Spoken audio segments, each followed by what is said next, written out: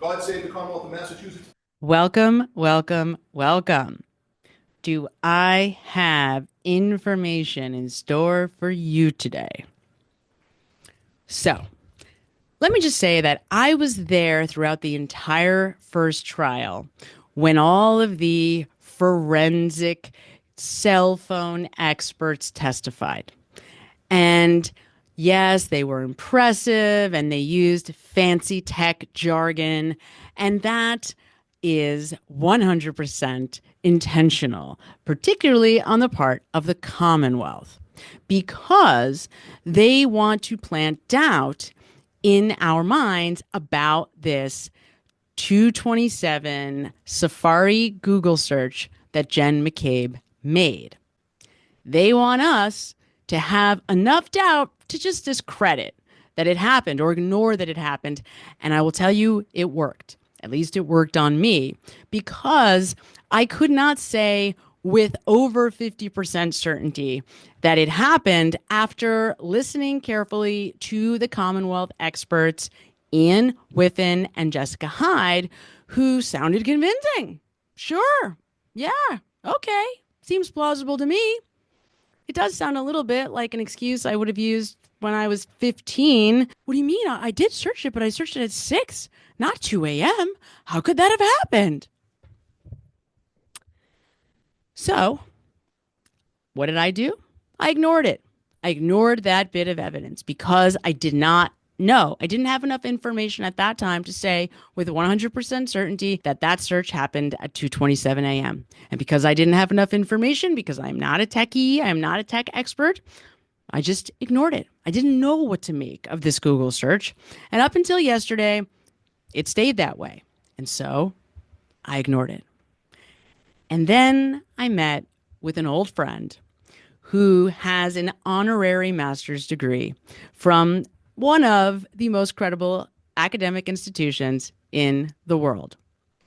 They are a programmer, they write code, and they were able to explain to me a lot of very interesting things about the iOS software system, about how SQLite works, and as a result, were able to finally, once and for all, explain to me whether or not this search happened and why. And I am now going to pass that information along to you.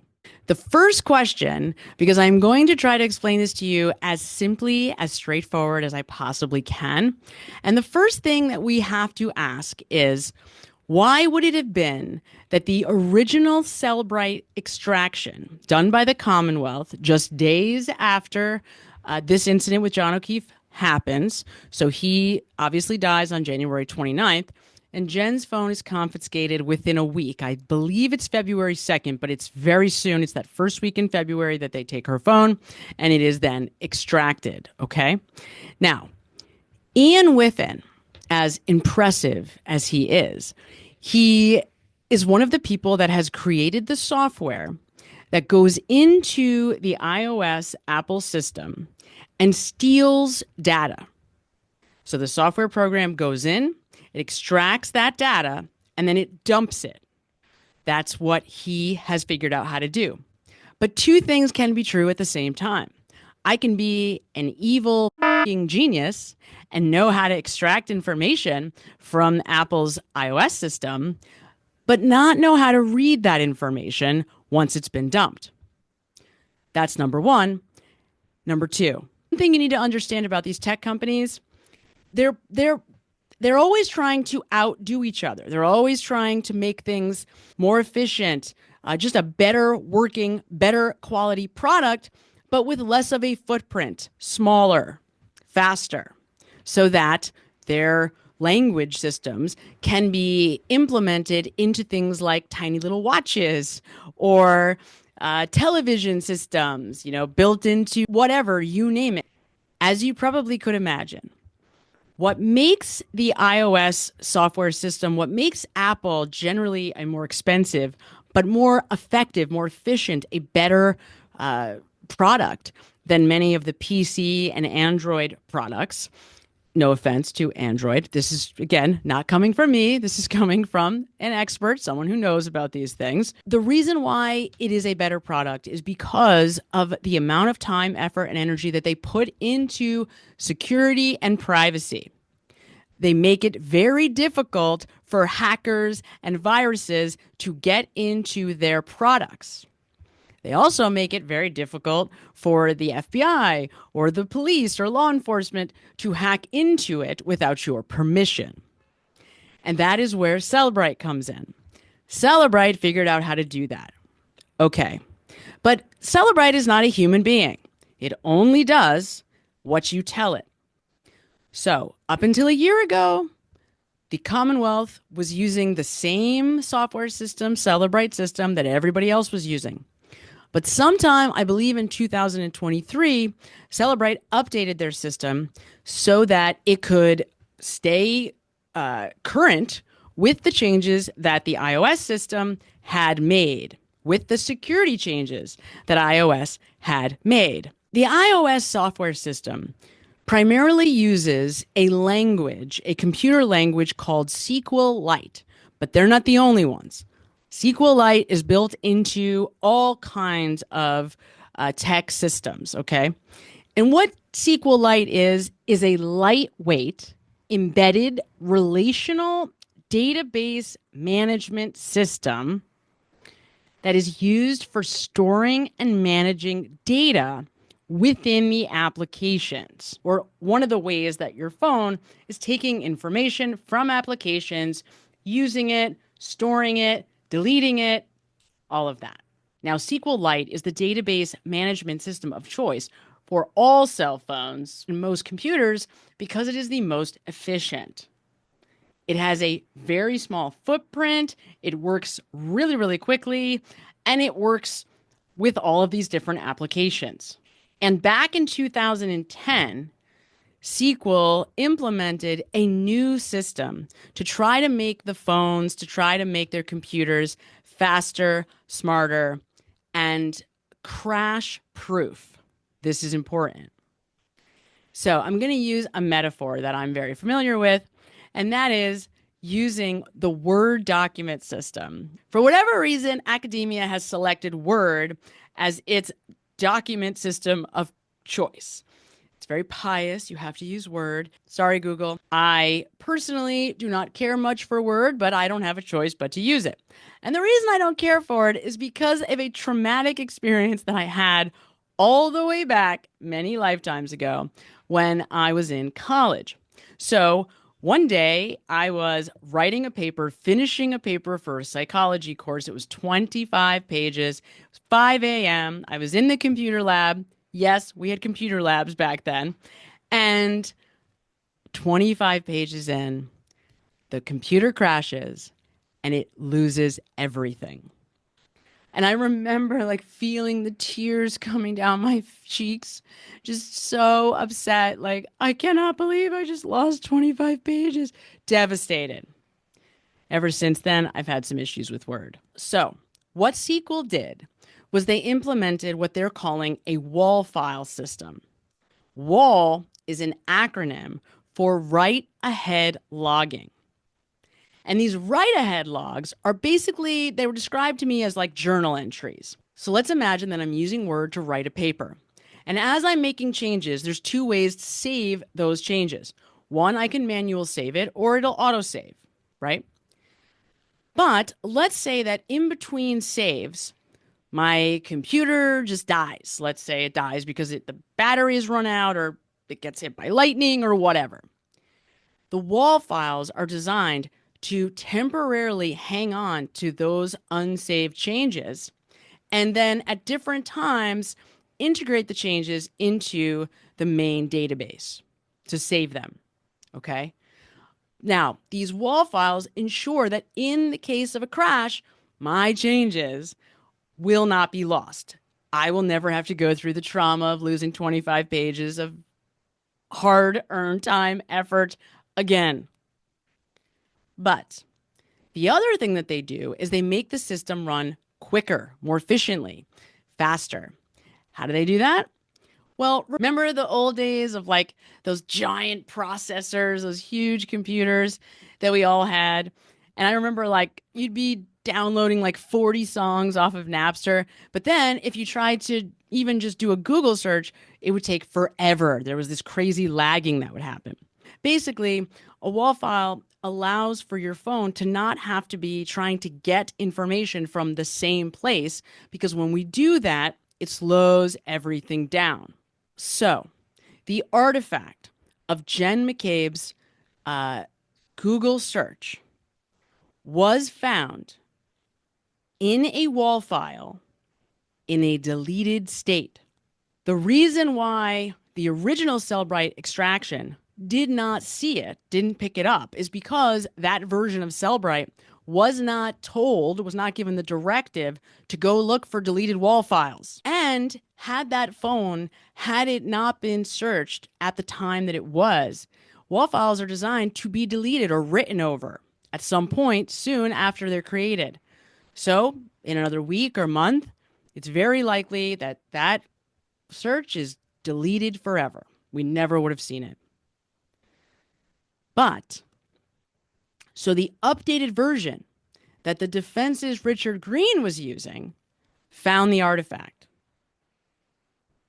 And the reason why, assumingly, the Commonwealth's expert, Jessica Hyde, didn't know about it is because she just wasn't up to date on how Cellbrite was extracting data and how to read these files. But what was explained to me is that to say that that search happened at 6 a.m. or any other time is as absurd as me trying to claim that it is not 11 in the morning right now, even though it's 11 in the morning right now on the East Coast.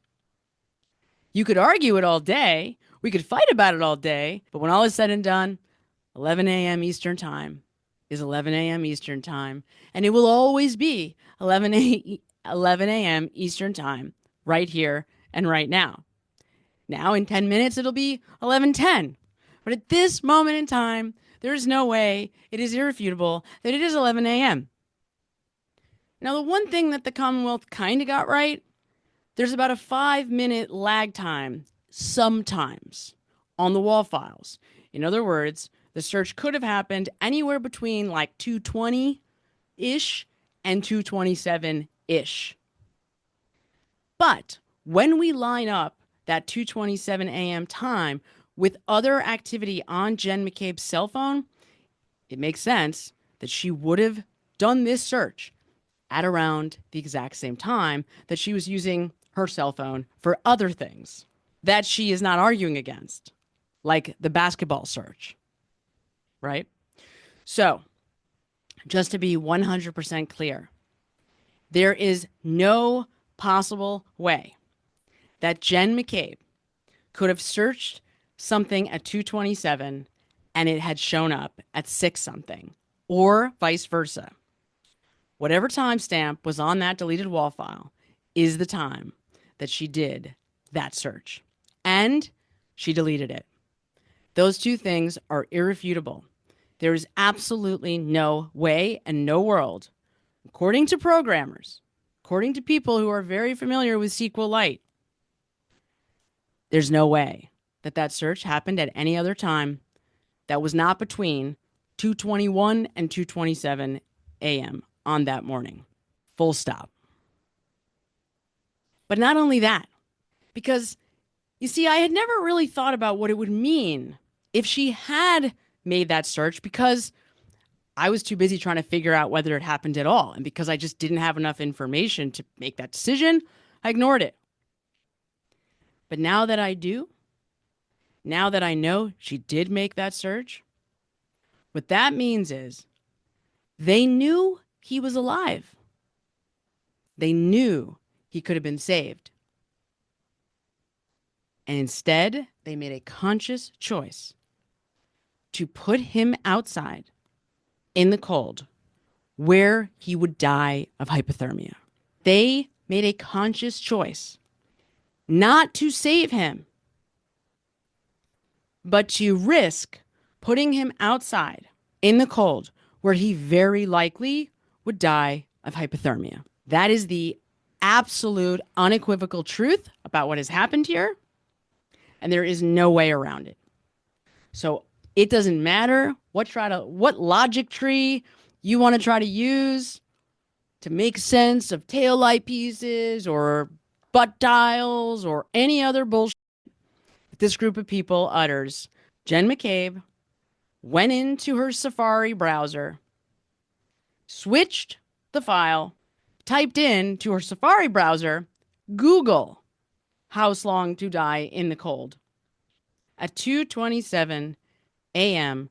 on January 29th, 2022, which tells us with 100% certainty that she knew that John O'Keefe was dying and did not call the hospital, did not call 911, did not call the police, did nothing to try to save him, but instead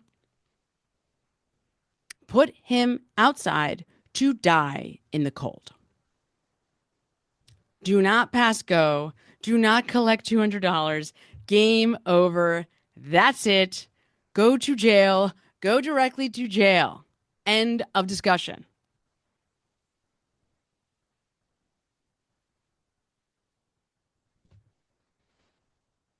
So there you have it.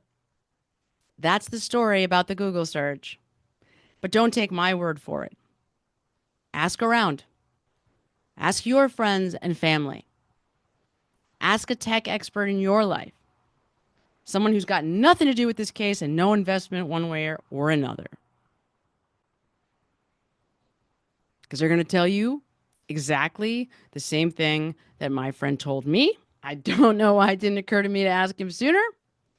Maybe because I was too busy investigating all the other lies and BS that we were told throughout this saga.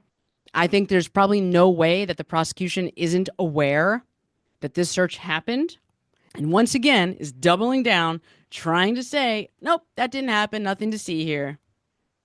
Which only means, once again, that the district attorney's office is actively going to great lengths to intentionally put this on Karen Read because they refuse to look at what the alternative would mean for them. And when all is said and done, even if Karen Read is by some turn of events found guilty, it will be appealed and it will be overturned. And at that point, I can only pray to God that this group of people gets what's coming to them, because they, make no mistake about it, are responsible for John O'Keefe's death. There is no other possibility, guys. No other possibility. Jen McCabe Google searched how long to die in the cold at 2:27 a.m. on the morning of John O'Keefe's death. That is a fact. You can do with that what you will. All right, that's it for me. I have to go back to my final paper of my PhD academic career, hopefully of my life. And I will be getting ready for this trial just like you guys are. Hopefully it gets underway next week like we are being told. We'll see. And I'll see you then. God save the Commonwealth.